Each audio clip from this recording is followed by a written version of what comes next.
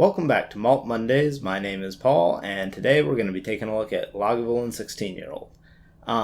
This is one of the most well-known scotches in the world, and large part, that's due to Parks and Recreation. The fact that Ron Swanson drinks it all the time, and a couple other films it's been featured in, have made this super popular, super well-known, to the point that Diageo actually hired the actor who played Ron Swanson to do a bunch of ads for the Lagavulin distillery once the Parks and Recreation show was over. That has been great in terms of getting people interested in scotch, whatever. On the other hand, it's been not so great because now the price of Lagavulin has increased. They have that name recognition that, when you go to buy a gift for someone, you're going to buy them a premium product. So anyway, this does come from Islay, and looking at the label on the front here, we see established 1816. It's just as fine as new milk. I don't know if I'd quite agree with that, considering it tastes nothing like milk. But, nothing about chill filtration, nothing about no coloring added, which sucks because it would be nice to see more distilleries say no coloring added. So you can have a look at the label there for you, and you can see that it is bottled at 46% ABV, or 43% ABV, excuse me. And that's nice, because you always like to get a little more whiskey in your bottle and a little less water. And we're going to see how this smells here. My bottle is almost empty, so I'll probably have to get another one at some point, because this is pretty fantastic. So I already know it's going to be smoky since it's from Islay, and Bruichladdich is pretty much the only distillery on Islay that has non-smoky whiskeys. Bunabant has a couple, I think, but oh my gosh, it's eloquent is a great way to describe it. The peat on this is so well integrated into the other aromas of the malt and some of the drier fruits that you get.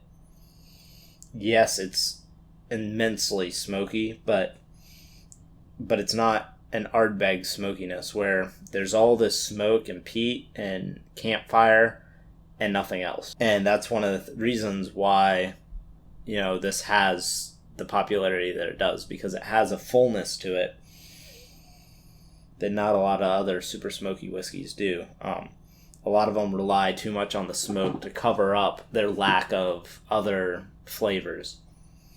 And you can see there in the glass, it's got this nice golden color to it, which I'd like to think came naturally just from the 16 years of maturation. But they do add coloring, or we have to assume they do since they don't say they don't. So let's see how it tastes.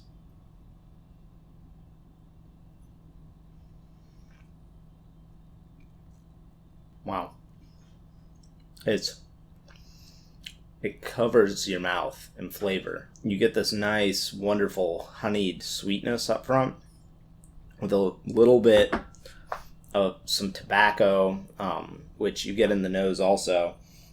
There's some loose leaf tobacco, there's some cigar boxes, and you get that again on the palate. You get a little bit of that tobacco right at the front of your tongue, and then a lot of dry oak.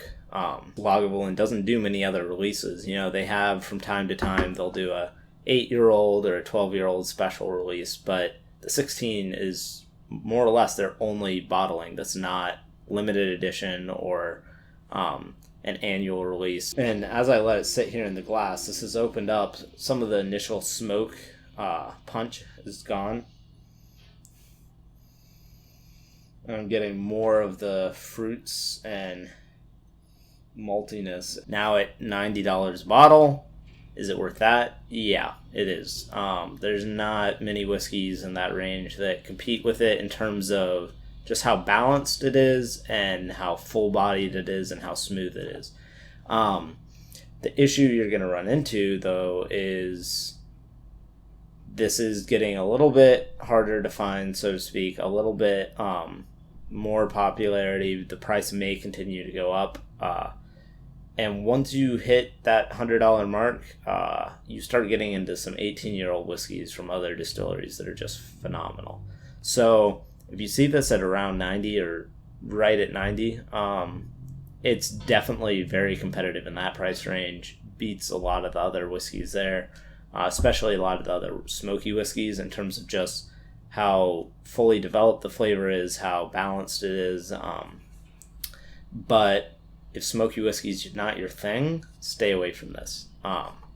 This, along with Laphroaig and Ardbeg, are the smokiest whiskeys out there. And if you want to try smoky whiskey for the first time, look at the Highland Park 12 review I did last week. It's just a touch of smoke that really is a perfect way to get into it if you don't know that that's something you like. I would definitely give this, an A+ for how good it is.